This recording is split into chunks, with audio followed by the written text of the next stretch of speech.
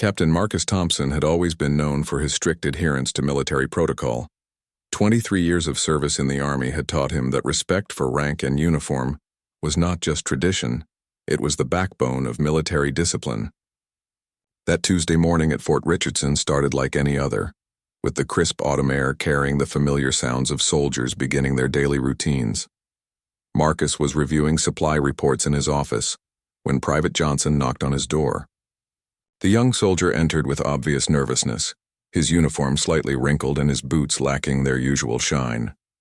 Marcus noticed these details immediately but said nothing, waiting for the private to speak. "Sir, there's someone at the main gate requesting to see you," Johnson reported, his voice barely above a whisper. "He says it's urgent, but he's not in uniform. The guard on duty asked me to check with you first."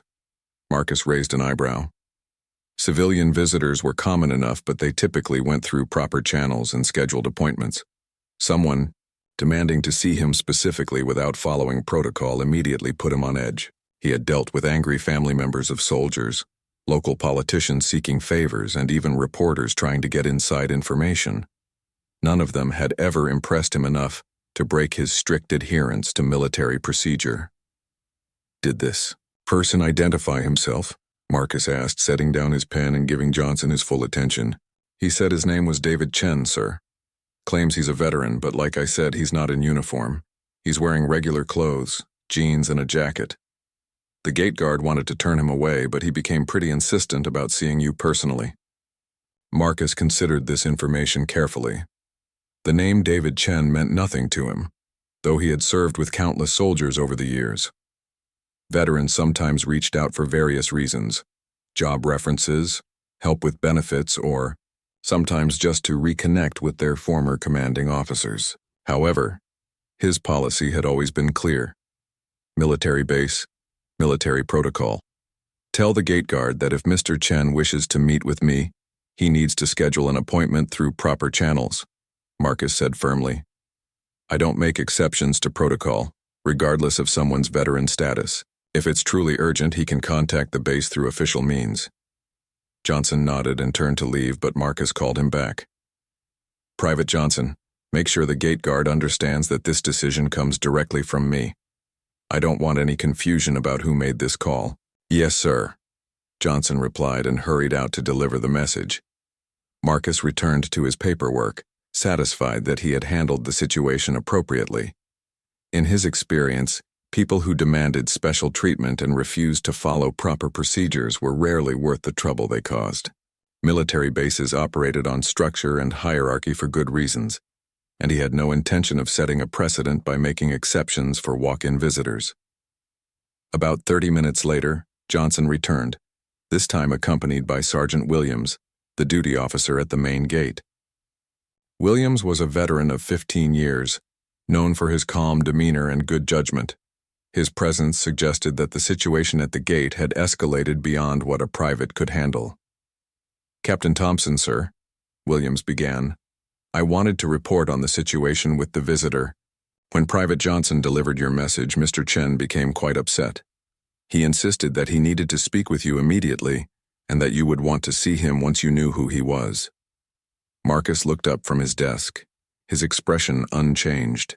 "Sergeant Williams, did you explain to Mr. Chen that military protocol requires appointments for civilian meetings?" "Yes, sir, I did. But he claimed there was some kind of emergency involving your unit. He wouldn't specify what it was, but he seemed genuinely distressed. He kept saying that lives could depend on this meeting."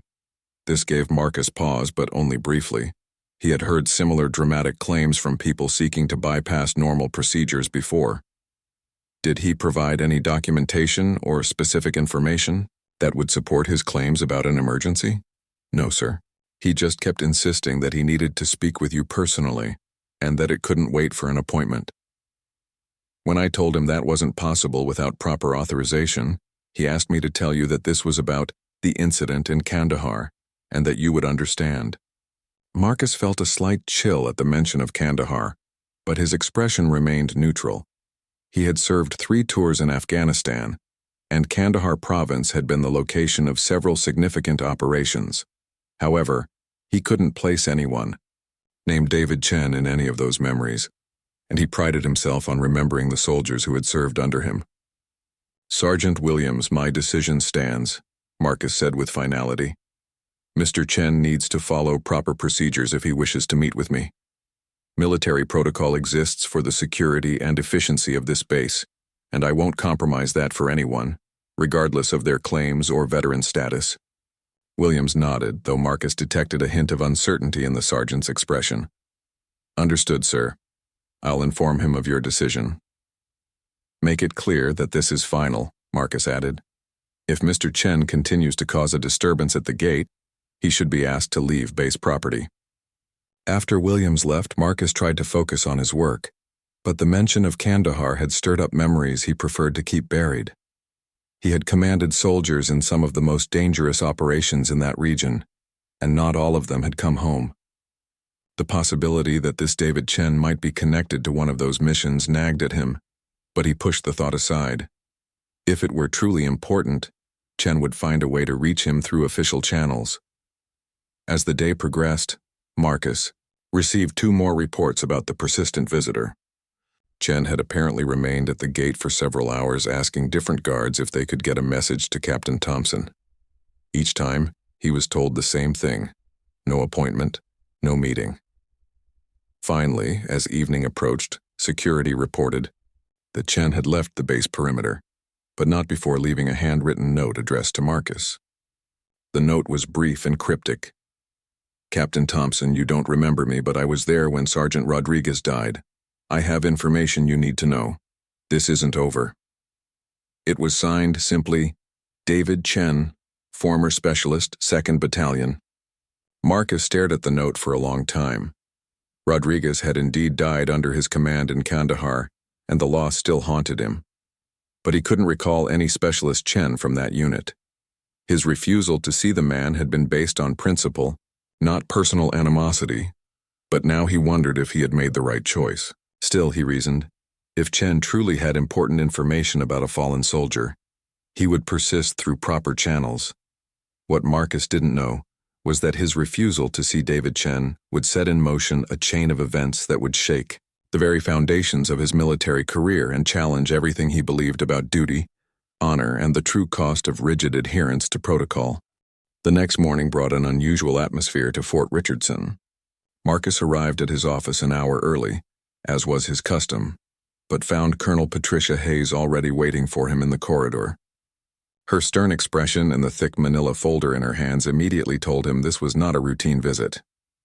"Captain Thompson, we need to talk," she said without preamble. "My office now." Marcus followed his commanding officer down the hallway, his mind racing through recent events that might warrant such urgent attention. The meeting with Colonel Hayes was clearly related to something serious, and he suspected it had to do with the persistent visitor from the previous day. Colonel Hayes closed the door behind them and gestured for Marcus to sit. She opened the manila folder and spread several documents across her desk. Marcus could see official letterheads, photographs, and what appeared to be military service records. "Captain, I received some very disturbing information this morning," Hayes began, her voice carrying the weight of serious concern. "It seems your refusal to meet with a veteran yesterday has attracted attention from some very high places. David Chen didn't just disappear after leaving our base. He went straight to his congressman's office."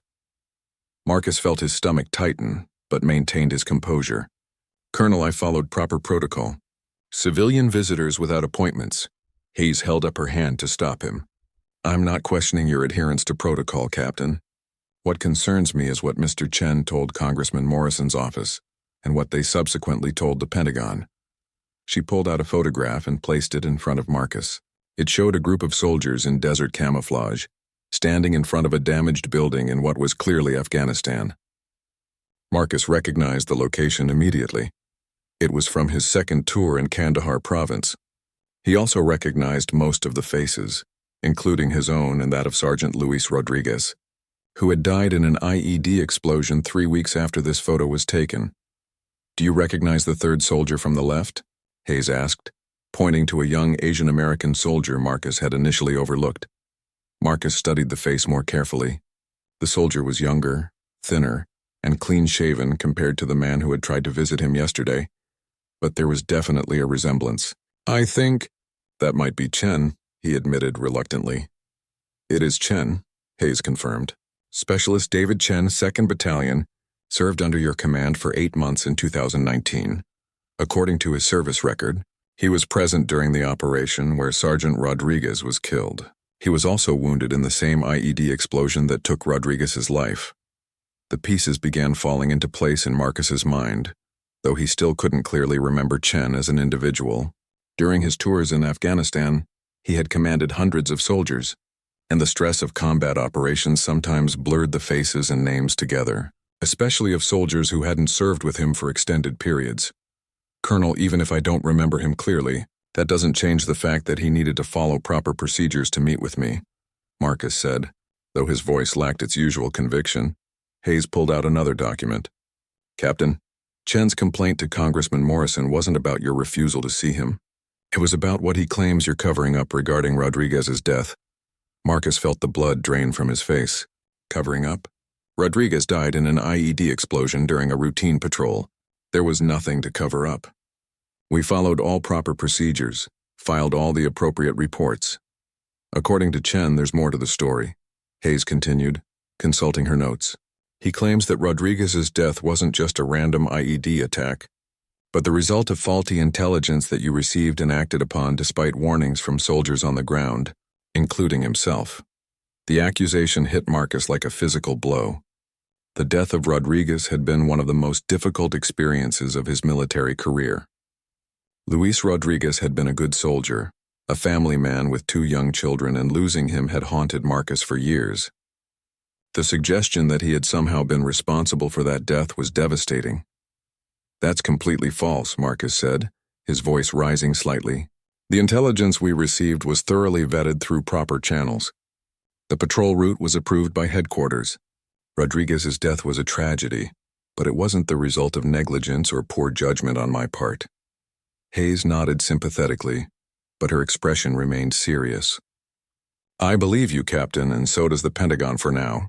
But Chen has apparently been building a case for several years. He's gathered statements from other soldiers who served in your unit, and he's claiming that multiple people tried to warn you about problems with the intelligence regarding that patrol route. Marcus tried to remember the specific details of that fateful day, but the trauma of losing Rodriguez had somewhat clouded his memories. He remembered the explosion, the chaos that followed, and the devastating news that Rodriguez hadn't survived his injuries. But the intelligence briefings and planning sessions leading up to that patrol seemed less clear now. What kind of statements? Marcus asked, dreading the answer. Hayes pulled out more documents. Chen claims he has written testimony from at least 5 soldiers who served under your command, all stating that there were concerns about the reliability of the intelligence source for that patrol. According to these statements, several soldiers, including Chen himself, approached you with these concerns, but you dismissed them in favor of following orders from higher up the chain of command. Even if that were true, Marcus said, grasping for solid ground. Following orders from superior officers is exactly what military discipline requires. I couldn't have made decisions based on the gut feelings of enlisted soldiers when I had official intelligence reports telling me otherwise. That's a valid point, Hayes agreed. But Chen is claiming that the intelligence source was known to be unreliable, and that information about this unreliability was available to you but was ignored. He's also suggesting that your strict adherence to hierarchy prevented you from considering legitimate concerns raised by soldiers with ground-level knowledge of the situation. Marcus sat in silence for a moment, trying to process the implications of these accusations. Even if he had followed proper military protocol at every step, the possibility that Rodriguez's death might have been preventable was almost unbearable to consider. Colonel, what exactly is Chen demanding? He asked finally. He wants a formal investigation into Rodriguez's death and the circumstances surrounding it, Hayes replied. He's also demanding that you be held accountable for what he calls negligent leadership, resulting in the death of a soldier. Congressman Morrison's office has forwarded his complaint to the Pentagon, and they're taking it seriously enough to warrant preliminary inquiries. The room fell silent as Marcus absorbed this information. His refusal to see Chen the previous day had been based on principle and protocol, but now it appeared that this decision might have escalated a private grievance into an official investigation that could destroy his career and reputation. "What are my options?" Marcus asked quietly. "For now, you continue with your regular duties while the preliminary investigation takes place," Hayes explained. "But I need you to understand that this could become very serious very quickly. If Chen's accusations gain traction, you could be facing a formal court of inquiry, possible disciplinary action, and significant damage to your career and reputation." As Marcus left Colonel Hayes's office, he couldn't shake the feeling that his world was beginning to unravel. The man he had refused to see yesterday hadn't been just another veteran seeking special treatment. He had been a soldier with a mission, and Marcus's strict adherence to protocol had inadvertently declared war on someone who believed he was fighting for justice and the memory of a fallen comrade. Word of the investigation spread through Fort Richardson faster than Marcus had anticipated. Military bases were small communities where rumors traveled quickly, and the news that a respected captain was being investigated for potential negligence in a soldier's death created ripples of concern throughout the entire regiment. Marcus's first indication that his situation had become public knowledge came during the morning briefing with his company commanders. Captain Sarah Mitchell, who had served alongside Marcus for 3 years, approached him after the meeting with obvious concern etched on her face. "Marcus, I heard about what's happening," she said quietly, glancing around to ensure they weren't overheard. "Is there anything I can do to help?" "I appreciate that, Sarah, but I need to handle this through proper channels," Marcus replied, though he was grateful for her support. "The best thing anyone can do is continue focusing on their duties while this gets sorted out." Captain Mitchell nodded, but her expression suggested she wanted to say more. "For what it's worth, everyone I've talked to thinks this whole thing is ridiculous. You're one of the most by-the-book officers on this base, and the idea that you would put soldiers at risk through negligence just doesn't match anything we know about you." Her words provided some comfort, but Marcus was also aware that support from fellow officers might not carry much weight if the investigation uncovered evidence supporting Chen's claims. Military investigations were thorough and impartial, focusing on facts rather than character references. As the day progressed, Marcus noticed subtle changes in how people interacted with him. Some soldiers seemed more respectful than usual, as if his current troubles had somehow elevated his status. Others appeared uncomfortable, avoiding eye contact and keeping conversations brief and professional. The uncertainty was almost worse than outright hostility would have been. During lunch, Master Sergeant Williams approached Marcus's table in the officers' dining facility. Williams was a veteran with over 20 years of service, respected throughout the regiment for his wisdom and integrity. His decision to speak with Marcus publicly was significant. "Captain Thompson, sir, I wanted you to know that a lot of the senior NCOs are talking about this situation," Williams said in his gravelly voice. "Most of us think this whole thing stinks. We've all served with officers who cut corners or put their careers ahead of their soldiers' safety. You're not one of those officers." "I appreciate that, Sergeant," Marcus replied, "but I also understand that people need to form their own opinions based on the facts that come out." Williams leaned closer, lowering his voice. "Sir, I've been thinking about what I remember from your tours in Afghanistan. I wasn't there with you, but I've talked to plenty of soldiers who were. The general consensus has always been that you were tough but fair, and that you genuinely cared about bringing everyone home safely." "That's kind of you to say," Marcus responded, though he wondered if Williams was leading up to something more specific. "What I'm getting at, sir, is that if this Chen fellow is making accusations about your leadership in combat, there are a lot of people who would be willing to speak up for you. Good leadership in combat zones creates loyalty, and that loyalty doesn't just disappear when someone makes accusations years later." This conversation gave Marcus hope, but it also made him realize that his situation was creating divisions within the regiment. People were choosing sides, and the investigation hadn't even officially begun yet. Later that afternoon, Marcus received an unexpected visitor. Lieutenant Colonel James Morrison, the base's operations officer, appeared at his office door with a serious expression. Morrison was known for his political savvy and his ability to navigate complex military bureaucracies. "Captain Thompson, I think we need to discuss your situation," Morrison said as he entered the office and closed the door behind him. "I've been getting some interesting phone calls today." Marcus gestured for Morrison to sit, wondering what kind of phone calls could be relevant to his case. What kind of calls, sir? Well, it seems that Mr. Chen has been busy since filing his complaint with Congressman Morrison's office. He's been contacting journalists, veterans advocacy groups, and even some former soldiers who served in your unit. He's building what appears to be a public relations campaign alongside his formal complaint. This news hit Marcus like a cold wave. The possibility that his case might become a public spectacle was something he hadn't considered. Military investigations were typically handled internally, but if Chen was involving civilians and media, the situation could spiral beyond the control of military authorities. What exactly is he telling these people? Marcus asked, dreading the answer. Morrison consulted his notes. According to my sources, he's framing this as a story about military cover-ups and officers who prioritize following orders over protecting their soldiers. He's specifically mentioning Rodriguez's death and suggesting that there's been a systematic effort to prevent the truth from coming out. Marcus felt anger rising in his chest. That's completely false. There was no cover-up.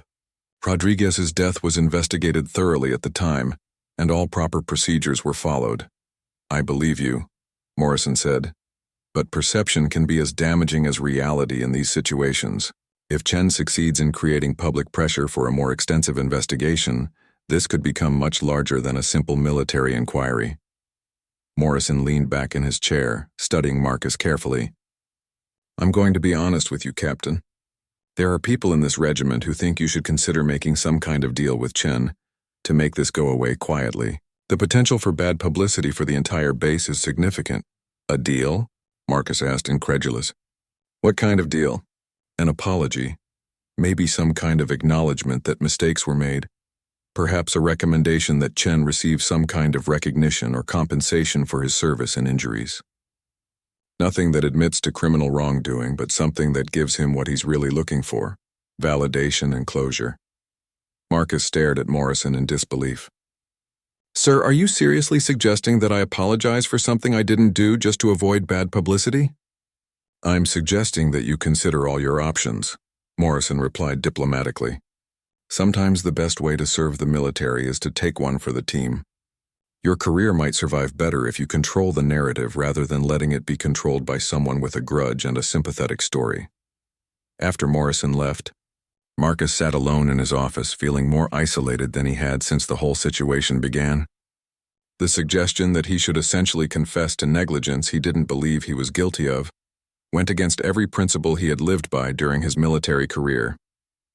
But he was also beginning to understand that this battle would be fought on multiple fronts: legal, public relations, and political, and he wasn't sure he was prepared for all of them. That evening, as Marcus was preparing to leave his office, he received a phone call that changed his perspective entirely. The caller identified himself as Colonel Retired Michael Torres, who had served as Marcus's superior officer during his second tour in Afghanistan. Marcus, I heard about what's happening with the Chen situation, Torres said without preamble. I wanted you to know that I remember the Rodriguez incident very well, and I also remember your conduct during that entire deployment. Colonel Torres, it's good to hear from you, Marcus replied, surprised by the unexpected support. I have to admit I'm struggling to remember all the details from that time period. That's understandable, Torres said. Combat deployments tend to blur together, especially the traumatic parts. But I want you to know that I reviewed every after-action report from your unit during that deployment, including the one about Rodriguez's death. Your decision-making was sound, your adherence to intelligence protocols was correct, and there was no evidence of negligence on your part. This confirmation from his former commanding officer provided Marcus with the first real sense of relief he had felt since the investigation began.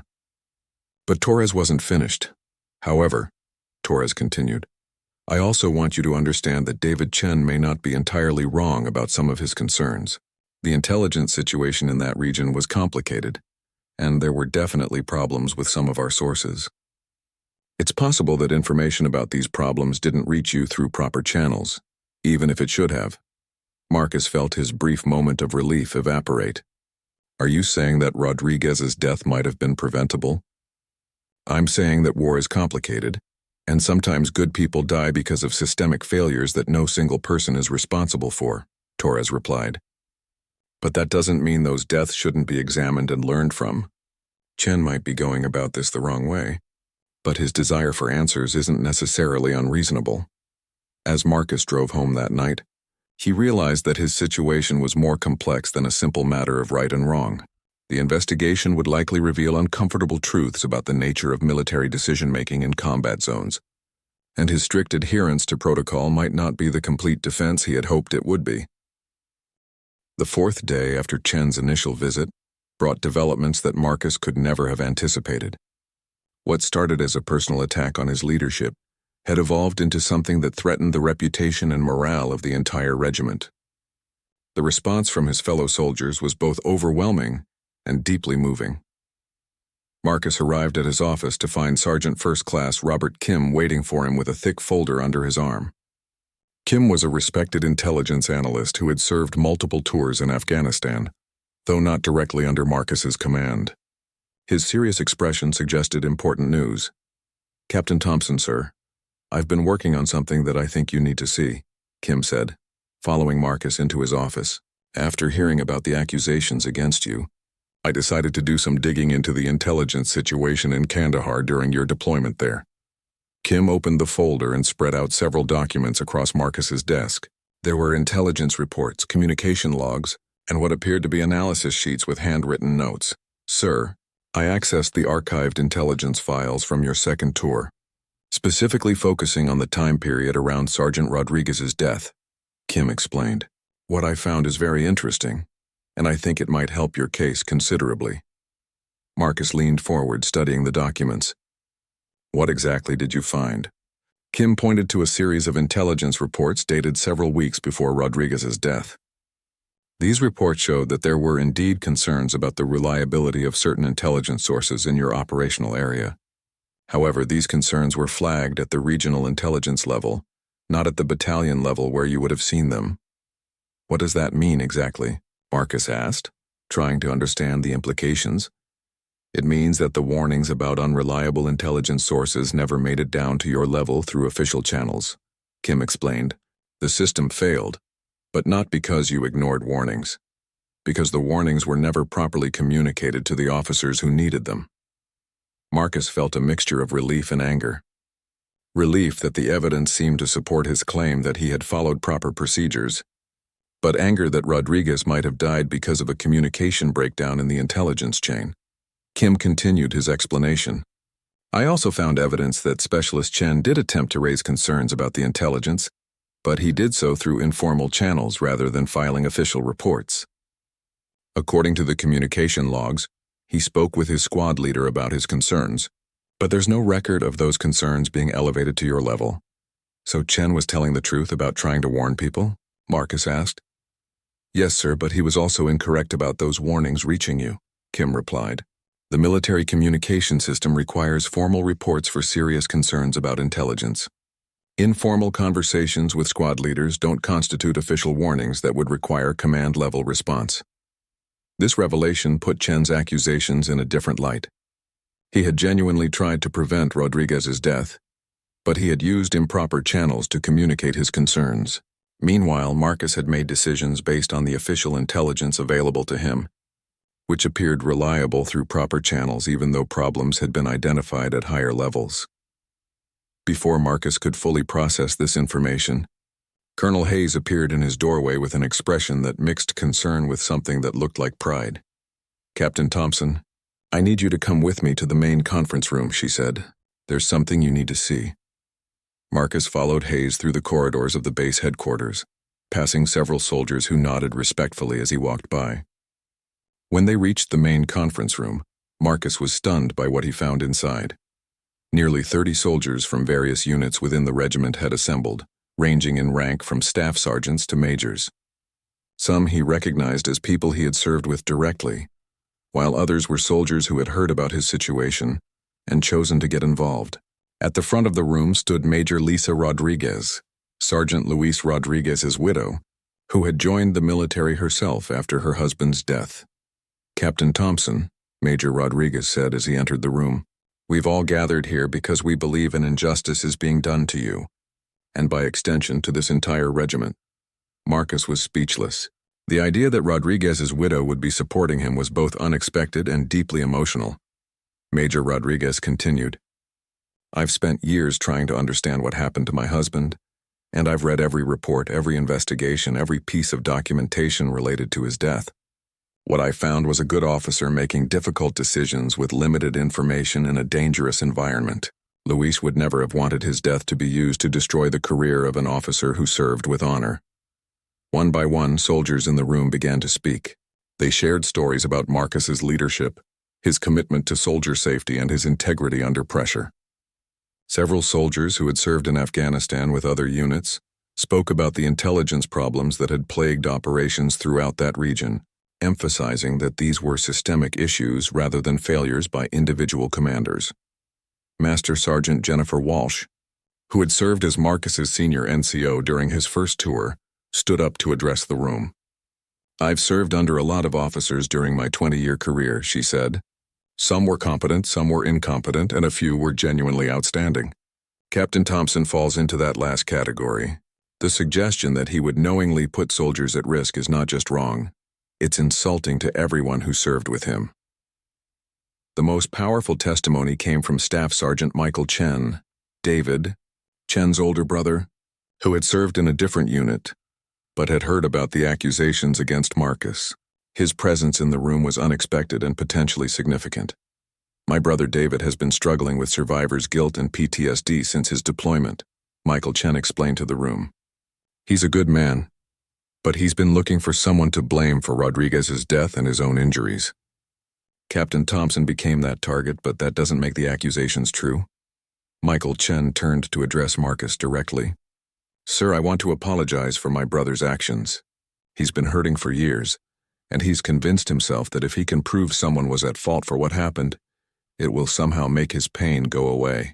But destroying your career won't bring Rodriguez back, and it won't heal David's wounds. After the meeting, Colonel Hayes pulled Marcus aside. Captain, what you just witnessed is unprecedented in my experience. I've never seen an entire regiment rally behind an individual officer the way these soldiers have rallied behind you. That doesn't happen unless people genuinely believe in your character and leadership. I'm overwhelmed, Marcus admitted. I never expected anything like this. Hayes nodded. But I also want you to understand that this level of support comes with responsibility. These soldiers are putting their reputations on the line by supporting you so publicly. If the investigation uncovers evidence that contradicts their faith in you, it will damage their credibility as well as yours. Colonel, I understand that, Marcus replied. But I also believe that the truth will support what these soldiers are saying about me. I hope you're right, Hayes said, because tomorrow the formal investigation begins and David Chen will have his chance to present his evidence. The support you've received today will help, but ultimately, this case will be decided by facts, not by character references. As Marcus returned to his office that evening, he reflected on the extraordinary display of loyalty he had witnessed. The regiment's response to the accusations against him had been swift, comprehensive, and deeply moving. But he also understood that the real test was yet to come. David Chen was clearly committed to his version of events, and the formal investigation would determine whether loyalty and character references could stand up against specific accusations and documentary evidence. The battle lines were now clearly drawn, a regiment standing behind their officer against a determined veteran, seeking what he believed was justice for a fallen comrade. The truth, as it often does in military matters, lay somewhere in the complex intersection of duty, protocol, and human judgment under extreme circumstances. The formal investigation into the circumstances surrounding Sergeant Rodriguez's death began with a level of intensity and thoroughness that surprised even Marcus. The investigating officer, Colonel Rebecca Hayes from the Judge Advocate General's office, arrived at Fort Richardson with a team of military investigators and immediately set up operations in a secure conference room. David Chen's formal testimony was scheduled for the second day of the investigation. Marcus was not allowed to be present during Chen's statement, but Colonel Hayes briefed him afterward on the key points of the accusation. Chen's testimony is detailed and emotionally powerful, Hayes explained to Marcus in a private meeting. He claims that 3 days before the patrol that killed Rodriguez, he approached you directly with concerns about the intelligence source for that mission. According to his statement, you dismissed his concerns and told him that enlisted soldiers should not question intelligence reports from headquarters. Marcus felt his heart sink. While he couldn't specifically remember the conversation Chen was describing, it sounded like something he might have said. His adherence to military hierarchy had always been strict, and he had often emphasized to his soldiers that intelligence analysis was not their responsibility. "Colonel, I honestly don't remember that specific conversation," Marcus admitted, "but I also can't deny that I might have responded that way if a soldier questioned official intelligence reports. My training and experience taught me to trust the intelligence chain of command." Hayes nodded sympathetically. "That's understandable, Captain, and it's not necessarily evidence of wrongdoing." However, Chen also provided details about the intelligence source that are troubling. He claims the source was a local informant who had provided false information in previous operations, and that this was known at the ground level even if it hadn't been officially reported. The investigation continued for several days, with testimony from dozens of soldiers who had served in Marcus's unit during the deployment in question. The picture that emerged was complex and nuanced, revealing the challenging nature of intelligence operations in combat zones. The breakthrough came when the investigators interviewed Captain Sarah Martinez, who had served as the intelligence liaison for Marcus's battalion during the deployment. Martinez had remained in contact with several soldiers from the unit, and she brought documentation that shed new light on the entire situation. "Colonel Hayes, I need to share some information that I don't think has come up in previous testimony," Martinez said during her formal statement. The intelligence source that provided information for the Rodriguez patrol was indeed problematic, but the concerns about this source were being tracked at the regional intelligence level, not at the battalion level. Martinez presented a series of classified reports that had only recently been declassified. These documents showed that intelligence analysts at the regional command had identified problems with multiple sources in the Kandahar area, but they had not yet updated their assessments of specific sources because the analysis was still ongoing. "What this means," Martinez explained, "is that Captain Thompson was operating with the best intelligence available to him through official channels. The concerns that Specialist Chen raised were legitimate, but they were based on ground-level observations that hadn't yet been confirmed. Through proper intelligence analysis, the most significant revelation came when Martinez presented communication logs showing that she had actually received informal warnings about intelligence sources from several soldiers, including Chen, but that these warnings were not specific enough to warrant changing ongoing operations. Specialist Chen did express concerns to me about the reliability of local informants," Martinez testified, "but his concerns were general rather than specific to the source being used for the Rodriguez patrol. He was worried about trusting any local sources, which was a reasonable concern but not actionable intelligence." This testimony fundamentally changed the nature of the investigation. It became clear that both Marcus and Chen had been operating with incomplete information, and that Rodriguez's death was the result of systemic intelligence problems, rather than negligence by any individual officer or soldier. The investigators then interviewed Major General William Turner, who had commanded the regional operations during Marcus's deployment. Turner's testimony provided crucial context about the broader intelligence situation in Afghanistan during that time period. The intelligence environment in Kandahar was extremely challenging, Turner explained. "We were working with limited sources, many of whom were providing information for their own reasons rather than out of loyalty to coalition forces. We knew there were problems with source reliability, but we also knew that waiting for perfect intelligence would mean never conducting operations at all." Turner's testimony revealed that the decision to use the problematic intelligence source had been made at a level far above Marcus's command authority. The regional command had weighed the risks and benefits of the operation and decided to proceed based on the best information available at the time.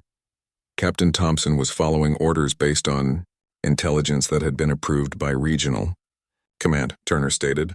"If there was a failure in this situation, it was a systemic failure in our intelligence processes, not a failure of individual judgment or leadership." The most emotional testimony came from Sergeant First Class Maria Santos, who had been Rodriguez's squad leader and had been present during the fatal patrol. Santos had been reluctant to testify because she didn't want to take sides in what she saw as a dispute between two good soldiers, but her statement proved to be crucial. Sergeant Rodriguez was a professional soldier who understood the risks of combat operations, Santos testified. On the day he died, he was following orders and doing his job. I was there when Specialist Chen raised concerns about the mission, but those concerns were about general safety rather than specific intelligence problems. Santos continued, "What I want people to understand is that Luis Rodriguez died doing what he believed in, serving his country and protecting his fellow soldiers. He would never have wanted his death to be used to destroy other soldiers' careers or create divisions within our unit." The final piece of evidence came from an unexpected source. The Army's Criminal Investigation Division had been conducting a separate investigation into intelligence failures in Afghanistan, and their findings directly related to the Rodriguez case. The CID investigation revealed that the intelligence source used for the Rodriguez patrol had indeed been compromised, but this compromise had occurred after the patrol was planned, but before it was executed. The enemy had learned about the source and used that knowledge to set up the IED attack that killed Rodriguez. This means that the intelligence was good when the mission was planned, but had become compromised by the time the mission was executed, the CID investigator explained. There was no way for battalion-level commanders to know about this compromise, because it had only been identified through post-incident analysis. This revelation meant that Rodriguez's death was not the result of negligent use of bad intelligence, but rather the result of enemy action against a source who had been providing accurate information. It was a tragedy, but not one that could be attributed to failures in command judgment or intelligence analysis. When all the testimony had been completed and all the evidence reviewed, Colonel Hayes called Marcus into her office for a final briefing before the investigation's conclusions were finalized. "Captain Thompson, based on all the evidence we've gathered, it's clear that you operated within the bounds of proper military judgment and followed all appropriate protocols," Hayes told him. "Specialist Chen's concerns were legitimate, but were not communicated through proper channels in a way that would have required you to change your operational plans." Marcus felt a tremendous sense of relief, but also a deep sadness about the entire situation. "Colonel, what about Chen? I understand now that he was genuinely trying to prevent Rodriguez's death. His methods were wrong, but his intentions were honorable." Hayes nodded.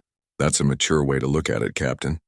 Chen was dealing with survivors' guilt and trauma, and he focused that pain on you because he needed someone to blame. The investigation has shown that no one person was responsible for Rodriguez's death. It was a tragic result of the complexities and dangers of combat operations." The investigation's official conclusion vindicated Marcus completely, but it also left him with a profound sense that the situation required more than just legal resolution. The formal report stated that Captain Thompson had acted appropriately within the scope of his command authority and available intelligence, and that Specialist Chen's accusations, while made in good faith, were based on incomplete understanding of intelligence procedures and command decisions. However, Marcus found himself unable to simply move on from the incident.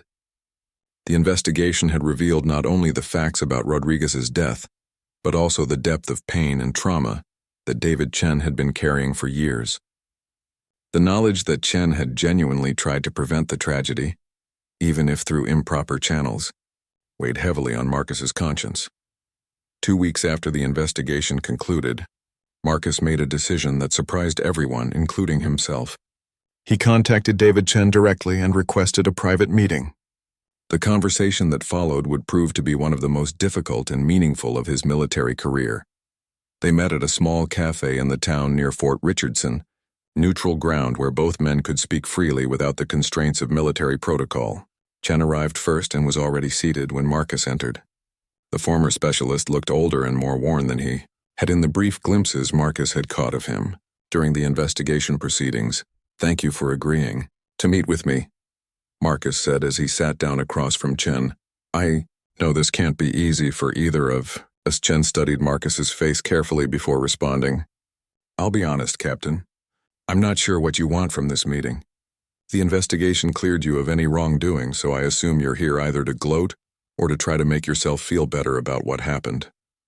"Neither," Marcus replied calmly. "I'm here because I've learned some things about that day that I think you need to hear, and because I believe you have things to tell me that I need to understand." Over the next 2 hours, the two men engaged in the kind of honest, painful conversation that can only happen between people who have shared the trauma of combat. Marcus explained the intelligence situation as he had understood it at the time, the pressure to conduct operations with imperfect information, and the terrible weight of command decisions that affect soldiers' lives.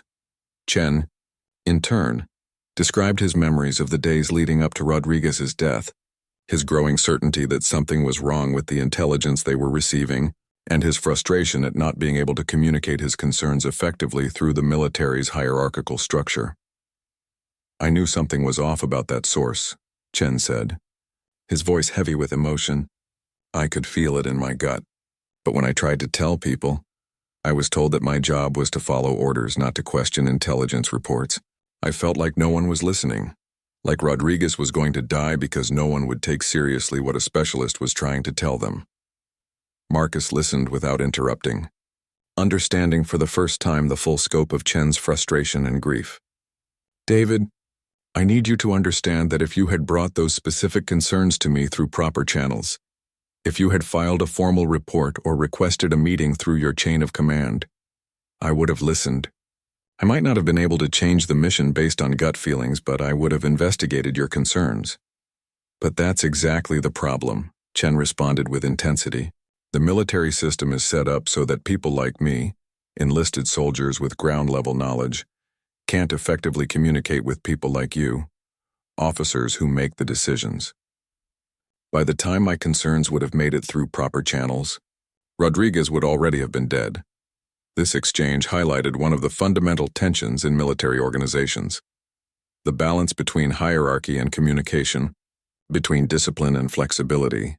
Both men had been operating within a system that had inherent flaws, and Rodriguez had paid the ultimate price for those flaws. Marcus took a deep breath before continuing. "The investigation revealed something that I think you need to know. The intelligence source wasn't originally compromised. The enemy found out about our source and used that information to set up the attack that killed Rodriguez. It wasn't that the intelligence was bad from the beginning. It became bad after we had already committed to the mission." Chen stared at Marcus for a long moment, processing this information. "Are you saying that even if my concerns had been addressed, Rodriguez still would have died?" "I'm saying that your instincts were right about something being wrong, but that the specific problem you were sensing wasn't something that could have been prevented through different decision-making at the battalion level," Marcus explained. "Rodriguez died because the enemy was smarter and more adaptable than our intelligence systems could account for." The conversation continued as both men grappled with the complex reality that Rodriguez's death was simultaneously preventable and inevitable. Preventable if the intelligence systems had been perfect, inevitable given the limitations of those systems in a combat environment. Chen eventually spoke about his years of therapy and his struggle with survivor's guilt. "I blamed you because I needed someone to blame," he admitted.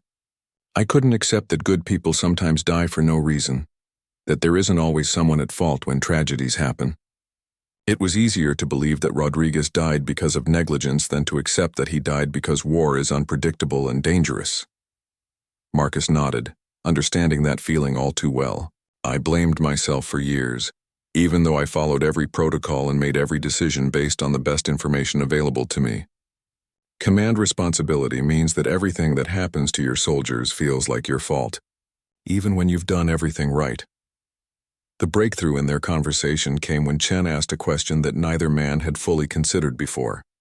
"What would Rodriguez want us to do with this situation?" Both men sat in silence for several minutes, thinking about the soldier whose death had brought them into conflict with each other. Rodriguez had been known for his ability to bring people together, to find common ground even in difficult situations. "He would want us to learn from what happened," Marcus said finally. He would want the military to find better ways for soldiers at all levels to communicate about threats and concerns. He would want his death to improve the system so that future soldiers would be safer. Chen agreed, and he wouldn't want his death to destroy the careers of good soldiers or create permanent divisions between people who serve together. By the end of their meeting, both men had reached a new understanding of their shared experience. They weren't friends. The pain of Rodriguez's death and their subsequent conflict had created wounds that wouldn't heal quickly, but they were no longer enemies. They had become two soldiers who had survived a tragedy and were trying to find meaning in their survival, Marcus proposed a joint initiative to improve communication between officers and enlisted soldiers in combat units, using the lessons learned from the Rodriguez incident to prevent similar communication failures in the future.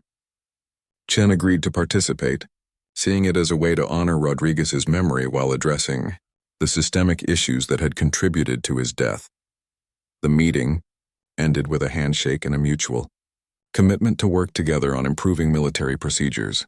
It wasn't a Hollywood-style reconciliation with dramatic embraces and tearful apologies, but it was something more realistic and perhaps more meaningful. Two men choosing to move forward constructively rather than remaining trapped in blame and anger. As they parted ways, Marcus realized that Chen's initial refusal to follow protocol in trying to meet with him had actually led to something valuable. The investigation, the regiment's response, and their eventual conversation had revealed important truths about military communication, command responsibility, and the ways that good people can find themselves in conflict even when they share common goals and values. 6 months after the investigation concluded, Marcus stood before a packed auditorium at the Army War College, delivering a presentation titled Command Responsibility and Communication in Combat Operations, Lessons from the Rodriguez Case. The audience included officers from all branches of the military and several foreign military observers who had come to study American approaches to military leadership and accountability. The transformation of Marcus's experience from personal crisis to educational opportunity had been gradual but profound. What had begun as David Chen's attempt to hold him accountable for negligence had evolved into a comprehensive examination of military communication systems and command decision-making processes. Marcus began his presentation by acknowledging the complexity of the issues involved. The case that brought me here today was not a simple story of right versus wrong, or good leadership versus bad leadership, he told the audience. It was a story about how good people, operating within established systems, can still find themselves in conflict when those systems have inherent limitations. He described the events leading up to Rodriguez's death, Chen's attempts to communicate his concerns, and his own decision-making process based on available intelligence. But rather than defending his actions or criticizing Chen's approach, Marcus focused on identifying the systemic issues that had contributed to the tragedy. The military hierarchy exists for good reasons, Marcus explained. It ensures clear lines of authority, efficient decision-making, and disciplined execution of orders. But hierarchy can also create barriers to communication, especially when time-sensitive information needs to move quickly between different levels of command. In the audience, David Chen listened intently. He had been invited to participate in the presentation, not as an adversary but as a collaborator in examining the lessons that could be learned from their shared experience. His presence represented a remarkable evolution in their relationship and in their understanding of the events that had brought them together. When Marcus called Chen to the stage, the former specialist received respectful applause from the military audience. His perspective as an enlisted soldier, who had tried unsuccessfully to communicate critical information, provided a crucial counterpoint to Marcus's command perspective. I want to be clear about something, Chen told the audience. Captain Thompson was not negligent, and he was not responsible for Rodriguez's death in the way I originally believed. But that doesn't mean the system worked correctly, or that there aren't lessons to be learned from what happened. Chen described his frustration with the formal communication channels available to him, and his belief that informal warnings should carry more weight when soldiers' lives are at stake. The challenge is finding ways for ground-level intelligence and concerns to reach decision-makers quickly and effectively, without undermining the command structure that makes military operations possible. The presentation then shifted to describing the practical changes that had been implemented as a result of their case. Working with military communication specialists and organizational psychologists, Marcus and Chen had helped develop new protocols for handling soldier-generated intelligence and concerns in combat environments. The new protocols included formal channels for soldiers to raise urgent safety concerns directly with commanding officers, requirements for commanders to document and investigate such concerns within specified timeframes, and training programs to help officers distinguish between routine complaints and legitimate safety warnings. Perhaps more importantly, The protocols emphasized the value of ground-level observations and encouraged a culture where enlisted soldiers felt empowered to share information that might affect mission safety. This represented a significant shift from traditional military culture, which had often discouraged soldiers from questioning orders or intelligence reports. The goal is not to undermine military discipline or command authority, Marcus explained to the audience. The goal is to create systems that capture and utilize all available information while maintaining clear lines of responsibility and authority. The changes had been tested in several combat units and had already shown promising results. Officers reported receiving more detailed and useful information from their soldiers, while enlisted personnel reported feeling more confident that their safety concerns would be heard and addressed appropriately. Major Lisa Rodriguez, who had become an advocate for military communication reform since her husband's death, joined Marcus and Chen on stage for the final portion of the presentation. Her presence added emotional weight to their discussion and reminded the audience that these issues affected real families and communities. "My husband Luis would be proud of what has come from his death," Major Rodriguez told the audience. "He always believed that the military could improve and adapt, and that soldiers at all levels had valuable contributions to make. The reforms that Captain Thompson and David Chen have helped develop honor his memory by making future soldiers safer." The presentation concluded with a question-and-answer session that revealed the complexity of implementing organizational change in military environments. Officers from various branches shared their own experiences with communication challenges and discussed practical approaches to improving information flow in their units. One particularly insightful question came from a young lieutenant who asked how commanders could distinguish between legitimate safety concerns and the routine complaints that are common in military units. Chen's response demonstrated how much his understanding had evolved since the beginning of his conflict with Marcus. "The difference isn't always obvious," Chen admitted, "but I think the key is taking the time to investigate concerns rather than dismissing them automatically. If a soldier brings you information that might affect mission safety, the cost of investigating is usually much lower than the cost of ignoring legitimate warnings." After the presentation, Marcus, Chen, and Rodriguez were approached by several officers who wanted to implement similar communication reforms in their own units. The interest from the military community suggested that their case had identified problems that extended beyond their specific situation. That evening, at a reception for presentation participants, Marcus found himself reflecting on how dramatically his perspective had changed over the past year. His initial response to Chen's accusations had been defensive and legalistic, focused on proving that he had followed proper procedures. But the investigation and subsequent conversations had taught him that following procedures correctly was not always sufficient for effective leadership. Colonel Hayes, who had overseen the initial investigation, approached Marcus during the reception. "Captain, I want you to know that what you and Chen have accomplished here goes far beyond resolving your individual conflict," she said. "You've helped the military identify and address systemic problems that have probably contributed to unnecessary casualties over the years." David Chen, who was engaged in conversation with a group of junior officers across the room, caught Marcus's eye and nodded respectfully.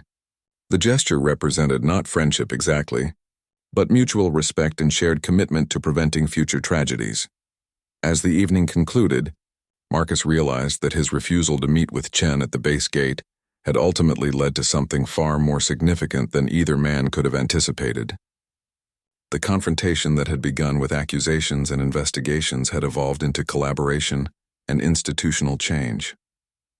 The final validation of their work came several months later, when the Army announced that the communication protocols developed from the Rodriguez case would be implemented service-wide. The announcement specifically mentioned the contributions of Captain Thompson and former Specialist Chen, noting that their willingness to move beyond personal conflict had enabled important improvements to military procedures. Marcus kept a copy of that announcement in his office, not as a trophy but as a reminder that sometimes the most valuable lessons come from the most difficult experiences. Rodriguez's death remained a tragedy that neither Marcus nor Chen would ever fully accept, but they had succeeded in ensuring that his sacrifice would contribute to the safety and effectiveness of future soldiers.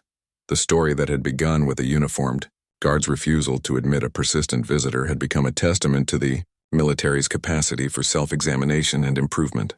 More importantly, it had demonstrated that even the most bitter conflicts could be transformed into opportunities for understanding and positive change when people chose reconciliation over revenge.